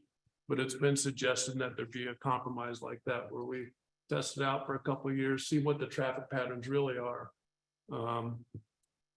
And then if it's not an undue burden, then I think we're good. If not, then maybe we need to come back and add that barrier. But to me, it's a real safety concern, just because I see what happens on State Street and I'm concerned about the children. And then finally, the other concern I have was just my last question. Ms. Butler was about Mr. Gustafson's willingness to just preserve the golf course and keep it R2. And so, hearing that and hitting the amount of money that he's actually planning to sink into the golf course to revitalize it, you don't make that investment, just from a business person, if you're just going to turn around and sell the golf course for development. So with that, that's kind of my modifications would be to agree to the lower height. But I'd like to see that connectivity there for the reasons I stated. Councilmember Jacobs, will you take a question from me? Yes. I do applaud the careful attention you give the comprehensive plan, and I do, for those of you who don't know, he's the czar, the comp plan czar is what I like to call him. Is there a way to promote that connectivity through multimodal pathways that do not connect to Fair Oaks? There's lots of ways to make a path. I think there is. There's another documentation in the record that talked about kind of safety in buses that I read. The problem is that Councilmember Heller mentioned that it's up to the other cities or maybe ACHD to develop that pathway further along. And I think the estimate was 7 to 10 years before they would even look at it. If they ever, if it's a cost thing, right? So I think it'll be a decade probably before that, the remaining stretch of that sidewalk would probably can be addressed by ACHD. So yes, but it's a long time out. Thank you. Mr. Mayor, just point of order. I typically try not to talk during deliberations because it's not my time, but I just heard a question, and would you like me to try to answer that now, later, or not none of the above? Go ahead and answer. Okay, well, the timing, Mr. Mayor, members of the council, is a coincidence, but it's relevant because last week, a district court in Ada County made a decision in a lawsuit, and it was brought by Veterans Park HOA against the city of Boise, and Interfaith Sanctuary was the intervener, and it's June 20th is the date of the decision, and it's case CB 0122099922. And the district judge talks about exactly what does undue mean? What does undue burden mean? And because they were not defined in the Boise City Code, she looked to the dictionary and she said that each case, it's a case-by-case basis on what that means. But she just looked at the Merriam-Webster definition of what undue means, what burden means, and all those things. And the court said, based on the facts of the case, there was not an undue burden to the HOA. So I think we can get some guidance from that case. I think it's fortuitous that it came out just last week. And I think what those terms mean, if they are not specifically defined, is on a case-by-case basis. Thank you. Thank you. Okay, further. Mr. Mayor, President of the Council. As I reviewed this application, I not surprisingly came at it from a different perspective than my fellow council members. And I want to echo what every council member has stated in my gratitude to the public and for your respect and for all of the detail and concerns, and both in opposition and in support. Many of the details provided were very enlightening. And I too took special care to review every single piece of communication. I think I did a very good job. I was pretty diligent taking notes during public testimony. And I do want to address some of that today, just to ensure that our residents of the city know that they were heard and understand the reasoning behind some of the decisions. So part of the way I approach this is, believe it or not, compatibility, consistency, and congruency. I have to say that in looking at the renderings and the drawings and listening to the testimony of the applicant, I have to say I was a little disappointed that in developing the design, the design was developed looking out at the mountains and coming up with design materials that include metal. Frankly, I think particularly in this application, there should be sensitivity to the backdrop. And the backdrop of this proposed development is a beautiful golf course in a very established neighborhood. The other interesting thing through reviewing many of the documents provided and the statements made is, which caused me to be curious, was the often used unique. Our community is unique. Well, interestingly, Mr. Gustafson and the applicant used the same words. So we have folks making the same statement, but with very different opinions. And so what I heard is from Mr. Gustafson is that this is a unique opportunity for a beautiful golf course in the middle of town in a rapidly growing community. What I heard from residents is this is unique because of our open space. However, I will tell you that based on my experience in campaigning, which was referenced by somebody in public testimony, in the community of Plantation and the many subdivisions that are involved there, the uniqueness about Plantation is actually the residents. You people who get together regularly in the street or in each other's driveways for a happy hour. It is residents that live next door to your best friend for 30 years and go on daily walks together. It is the testimony of pulling into your neighborhood and seeing two turtles on a rock. That is Americana. That is a unique thing to your neighborhood, and I congratulate you all. That's unique to Garden City, and I'm certain that it is unique to a greater landscape than that. And I encourage you, regardless of what the applicant decides to move forward, is to choose to preserve that part of your neighborhood and that part of your residency. So having said all of that, I would encourage the applicant to reconsider some of the design and potentially consider using more muted colors. I understand it's on State Street. This thing will get a huge draw regardless of the colors. And I also consider the connectivity a big issue. I think the connectivity in neighborhoods create conflict. That's been my observation, and we are seeing that played out through COVID. Certainly, many neighborhoods reported increased parking and strangers accessing the green belt in residential neighborhoods. I strongly would prefer that agencies not promote access to the green belt through private neighborhoods and on private property. It becomes, as I stated, in my opinion, and having witnessed and had some conversations, it creates conflict. So based on that, I would prefer and recommend that to the applicant's credit, looking at I would say very dense landscaping and potential fencing. I understand the connectivity to the city. I believe that burden lies on many agencies and it is being pursued. I do believe to your concern regarding the golf course, Mr. Gustafson has been very consistent in all statements that I can find. And I tried to go back pulling public statements and articles.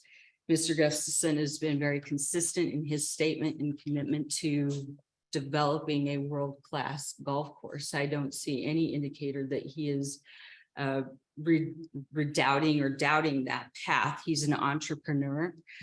He's using his money to push this development forward.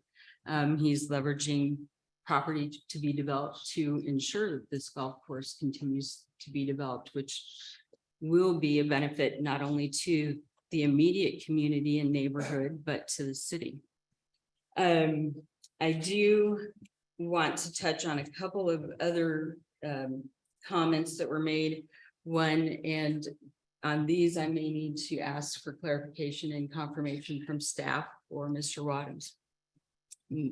Ms. Butler stated that the TOD requirement of a quarter mile from the access point is guidance from the plan and not a requirement. Can that be confirmed? Mr. Mayor, council member, I think that's a factual question for Ms. Thornburg to answer, not a legal question.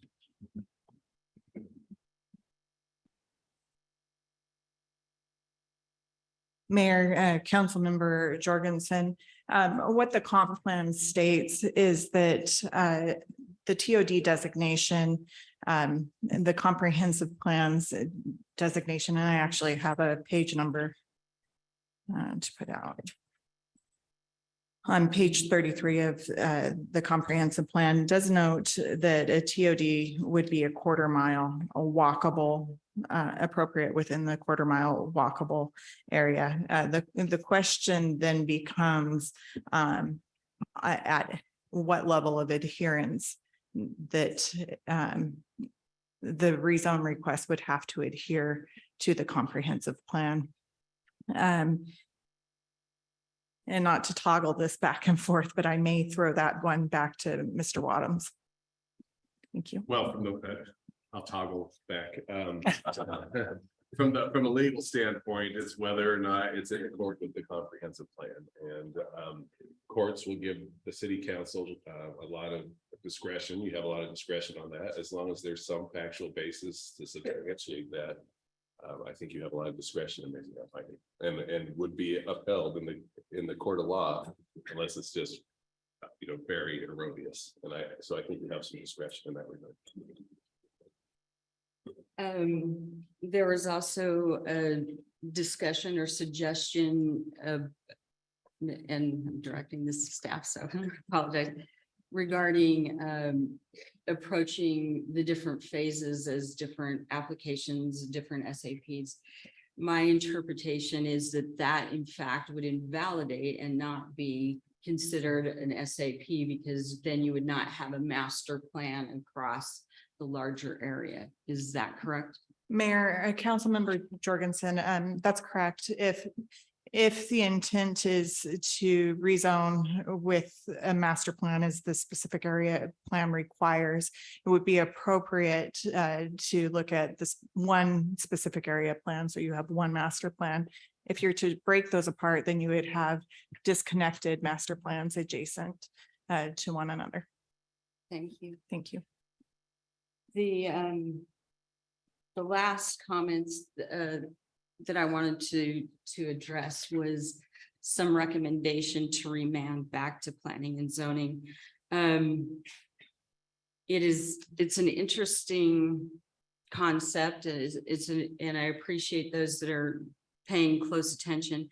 However, in pulling the transcript from planning and zoning to confirm, the commissioner was asked and did confirm that he had no reason to recuse himself. And I also confirmed with the city's attorney that he provided the same advice to the commissioners that he constantly provides to us, and that what the guidelines are regarding recusal. And therefore, I don't believe that there's a cause to remand. there was some other comments, but I think that the foundation was incorrect in the assumptions.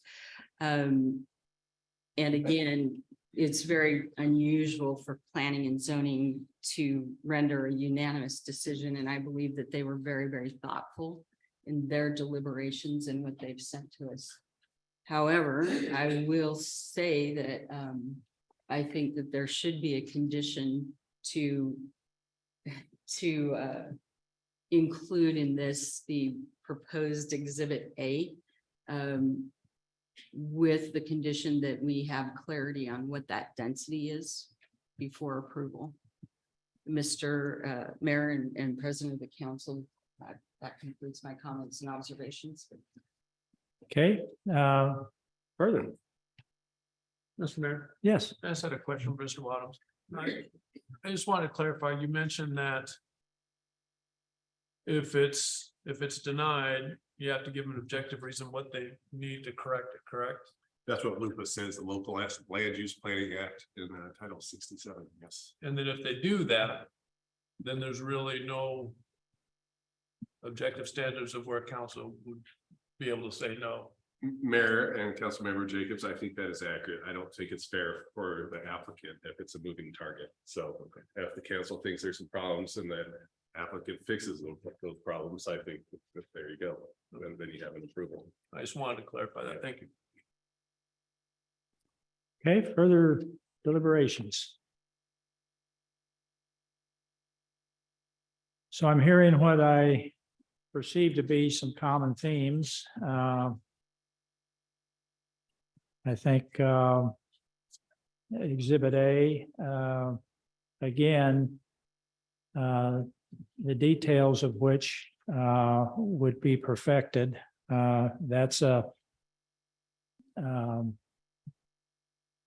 correct me if I'm wrong, somebody, but that detail would come as it comes through the application process for the construction, specific approval for the buildings there. I would go through design review, and that's the point in time when it would be evaluated. The matter before us tonight is the SAP, which promotes this concept plan under certain specific obligations in what we're going to see at a later time. So sections 1 and 2, or districts 1 and 2, however you want to describe that. We've had no discussion that would deviate from the findings of fact and conclusions. Section 3, there's been an Exhibit A in which there's going to, the applicant has agreed to make basically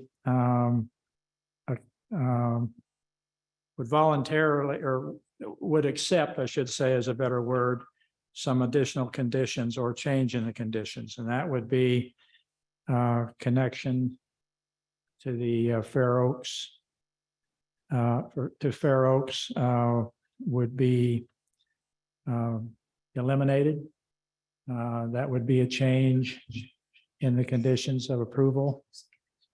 The building height would be reduced to 35 feet.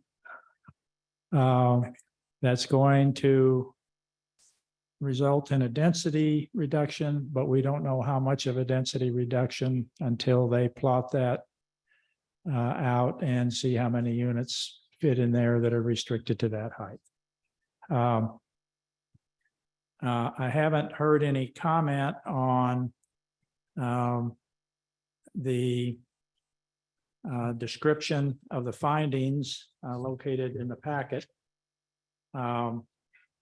So what I'm hearing is just basically those three things: the connection issue, the 35-foot height limit in the modified East District, which is noted as what we're calling Exhibit A, and a yet to be determined reduction in density as a result of the reduction in the maximum height.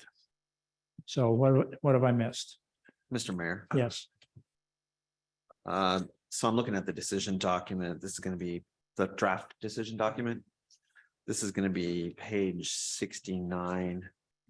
Halfway down in the standard column. If we were to eliminate connectivity, I think it sort of smacks against that concept to have a bullet point that says encourage high quality design. Excuse me, wrong page. Page 70, halfway down. Bullet point, promote public transportation along State, Chinden, Glenwood, and Adams. Here's the part that draws concern to me, with stops in neighborhoods. So it sounds like that might be an issue for pedestrians and cycles. Page 70, halfway down. The bullet point. I think if we're making findings that eliminate that particular connectivity, either we provide a different connectivity or we eliminate that statement. Thoughts on that? yes. Council President, you explained it, the connection. That's more important. How does this materially affect connectivity? So we are required to provide staff with some direction for what we want a decision document to look like if we decide to move on that. And I believe the mayor is now asking us to orchestrate those findings. If there's specific changes that need to be made, we have before us a draft document that has some red language. And yeah, I feel like this is probably going to take some work to go through, and I think that that's what the mayor's asking for at this time. Am I wrong? You're not wrong. I think we want to get this document. My motivation was, I've heard 3 council members respond in deliberation positively on 2 of the 3 issues I discussed. And 3 of the 4 council members on the connectivity issue seem to be in favor of disallowing that connectivity. So if that's the direction that, if I'm picking that up correctly, then we need to make an adjustment in the finding that deals with the connection. Council members, has the mayor mischaracterized your opinions about connectivity? 2 for 3 do not want connectivity through Fair Oaks. President of the council, I do not want connectivity. It's 3 don't. 3 don't, correct. I'm Yes. sorry. Oh, okay. Excuse my misstatement. Yeah. 3 don't, 1 does. So that's because we're not actually sort of voting at this moment. No, And so I'm I just just- want to make sure that we're going down the right path. I don't want to mischaracterize what I'm hearing. So to speak. President of the council, I'm confused why you're concerned about that bullet, because is it the second half of that statement? Because I don't think we're preventing or in any way discouraging public transportation along State, Chinden, Glenwood, and Adams. Yeah. Nor are we preventing stops in neighborhoods. And that's the language that I was hanging up on was oh,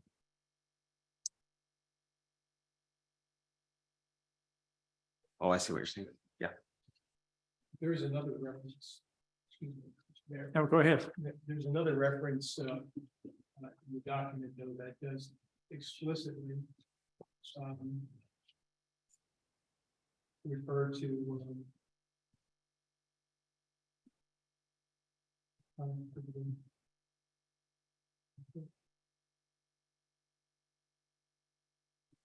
requiring either option A or option B unless that's a dated if that's dated language. Mr. Watkinson, referring to your strike through of Yeah. on the issue of conditions. So there's a strike through that what remains is that option A or option B in terms of connectivity. I just don't see it right now. Mayor and Councilmember Heller, are you talking about page 83? Where it talks about, there's an or there, it says the pathway shall also provide for potential future connection to the adjacent Yes. property owner. Yeah. Or, I think that's what you're referencing. Yes. Exactly right. So that, yeah, whatever the council decides, we would have to wordsmith that, correct? Well, Or take it out. take it out, because then that eliminates the obligation to provide that. I wouldn't call it I'd call it access to readings. It's not a separate tab, it's just to the cul-de-sacs, or at least Fair Oaks cul-de-sac and Plantation River Drive. And Plantation Lane. I have made that note. Thank you. Okay, Thank you for that clarification. Well, thank you for the help. Well, thank you, Charles. Yes, sir. I think whatever the decision the council makes, then that's going to modify the decision document, which Mr. Wadhams and Ms. Thornborough will collaborate to correct or to make in compliance with whatever your decision is tonight, and that will come back to us next time for your approval, and that would start the shot clock. at Council that members, time. do any of you have further direction for the staff so that we can have a really great decision document that reflects our positions? I think we get to author this, somebody else writes it, but Edit. right. Mayor, that require a motion. Well, what I'm going to do when I'm convinced that we don't need to recall anyone, which I think I'm getting there, I'm going to close the public hearing formally, so you're in a position to take an action. So we've got the clarifications, I think, if I'm reading everyone's body language right.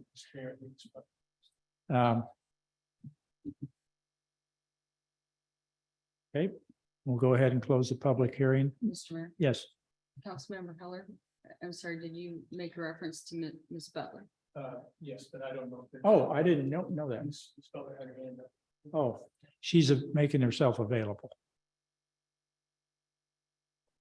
Now's the time. So, Mr. Mayor, yes, just for verification, should we recall the applicant to confirm that they are amenable and in agreement with what we've discussed? I think what we've discussed, the applicants already conveyed their position.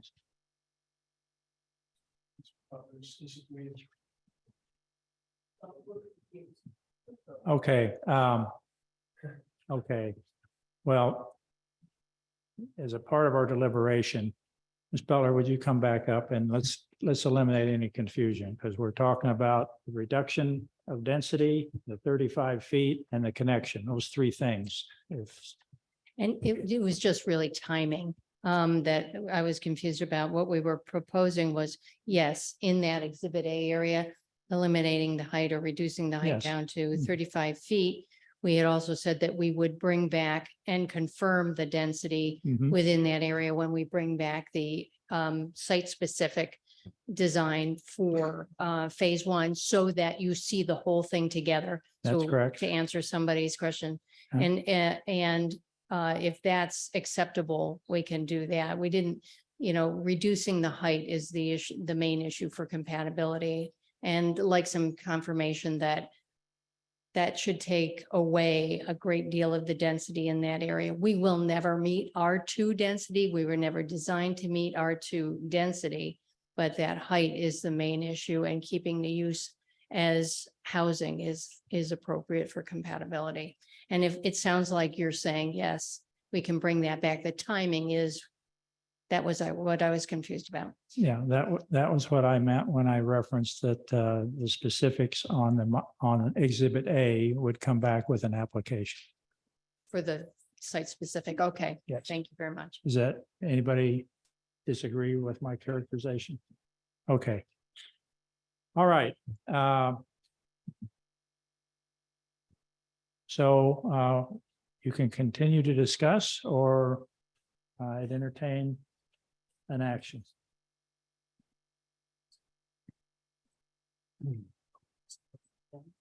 think so. Oh, Mr. Mayor, Mhm. as you know, I've stated my thoughts on just the connectivity, and I worry about grandchildren, right? You know, in the development, but I'm also, it's not gonna be something that is gonna prevent me from voting against, I guess, the project if it comes to that. It's just more of a personal preference of what we would see from a safety perspective. Okay, appreciate that, Councilmember Jacobs. So we have a decision document that needs to be incorporated in a motion that deals with the connectivity issue, the maximum building height. Mr. Mayor, sorry to interrupt. Are you going to close the public hearing?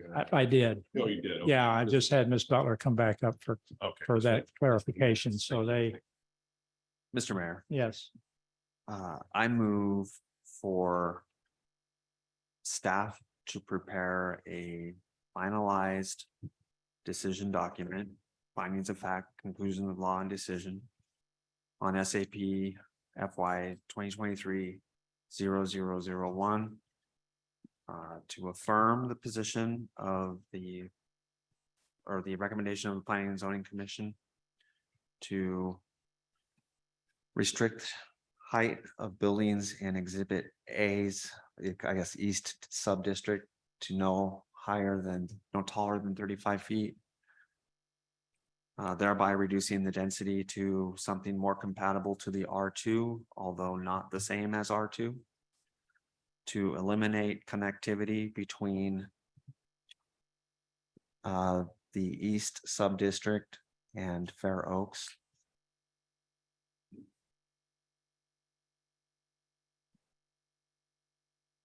okay, I've got a motion to clarify the motion. That's any connectivity. And I think was it? I think that's it. Well, the third one was anecdotal because we don't know what the reduction in And that'll density will come be. later, Yeah. at a later time. Yeah. Mr. Mayor, Mhm. so I'm a little confused. So your question to President of the Council was, I just wanted to make sure it was clear that the connection issue was any form of connection that would allow human beings to go from one side to the other.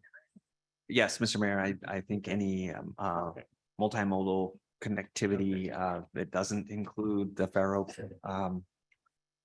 community is do as you wish. Make paths all over. The more the Okay. better. Okay, I've got a motion. Do I have a second? I would second the motion. Got a motion and a second. Do we have discussion? Ms. Thornborough, Mr. Wadums, are you clear on the motion? The only thing that I am left a little unclear about is that, I had some suggestions in there that are in addition to what planning and zoning recommended. And so when we're drafting this, does the council president, as part of the motion that we incorporate my suggested changes as well? I reviewed the suggested changes and I'm sorry. And I think they're proper. I should have made that in the motion, but Thank you. That will. adopting the red language. If that passes, that will help your scribes. Okay, the second agree? The second agrees. Okay, any further discussion on the motion? Okay, clerk call roll. Councilmember Jacobs, Yes. Councilmember Jorgensen, Yes. Councilmember Page, Yes. Councilmember Heller. Yes. Thank you. That's it for this evening. In 2 weeks, the finalized document will come, but that'll be fairly ministerial. Let's take a short recess. Mr. Mayor.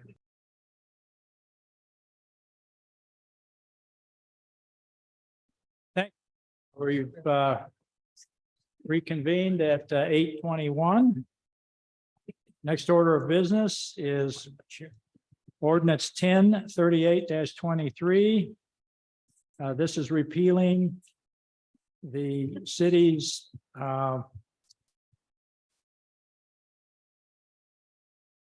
motor vehicle emissions control chapter. I'm sorry. Let's find that. So the EPA has signed off on our program and it will end effective Friday. So my request is that we don't obligate our citizens to get testing any further. And this matter has some urgency. So with the adoption of this ordinance, I'm asking you to suspend the rules and adopt and publish it upon passage. Are there any questions? Okay, we need to do this in two steps. If we can get a motion to read ordinance 1038-23 by title only. I so move. Second. Got a motion and a second. Any discussion? Hearing none, let the clerk call the roll. Council- Just one real quick, is this a public hearing? No. It's not entitled. Okay, thank you. Call the clerk call the roll. Councilmember Jorgensen, Yes. Councilmember Page, Yes. Councilmember Heller, Yes. Councilmember Jacobs. Yes. Ordinance 1038-23 and 23. An ordinance of the city of Garden City, a municipal corporation of the state of Idaho, repealing Garden City Code Title 5 Traffic, Chapter 4, Motor Vehicle Emissions Control, Chapter 1988 Code, providing for severability, providing for conflicts, approving a summary of the ordinance and providing an effective date. Okay, further action? Mr. Mayor, Yes. I move that we approve ordinance 1038-23, suspend the rules, adopt and publish the same. Second. Got a motion and a second. Any discussion on the motion? Hearing none, the clerk call the roll. Councilmember Page, Yes. Councilmember Heller. Yes. Councilmember Jacobs, Yes. Councilmember Jorgensen. Yes. Thank you. Next item is item 3 is resolution 1146-23.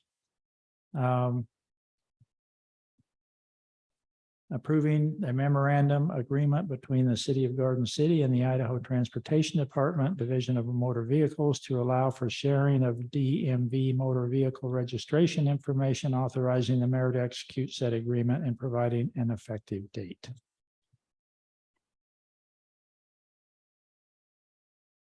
And Mr. Mayor, members of the council, if you have any questions, my memorandums on page 98 of the packet. The actual resolutions on page 100 of the packet. This is a request from the Garden City Police Department, and I recommend you adopt. Any questions of staff? Hearing none, I entertain an action. Mr. Mayor, Yes. I move that we approve resolution 1146-23, approving a memorandum of agreement between the city of Garden City and the Idaho Transportation Department Division of Motor Vehicles to allow for sharing of DMV motor vehicle registration information, authorizing the mayor to execute said agreement and providing an effective date. Second. Got a motion and a second. Any discussion on the motion? Hearing none, let the clerk Councilmember Heller. has the roll. Yes. Yep, yep. That kind of night. Councilmember Heller, Yes. Councilmember Jacobs, Yes. Councilmember Jorgensen, Yes. Councilmember Page. Yes. Thank you. That concludes the business on our agenda tonight. I'd entertain a motion to adjourn. I so move. Got a motion. A second. You got a motion and a second. All in favor, say aye. Aye. We stand adjourned. Very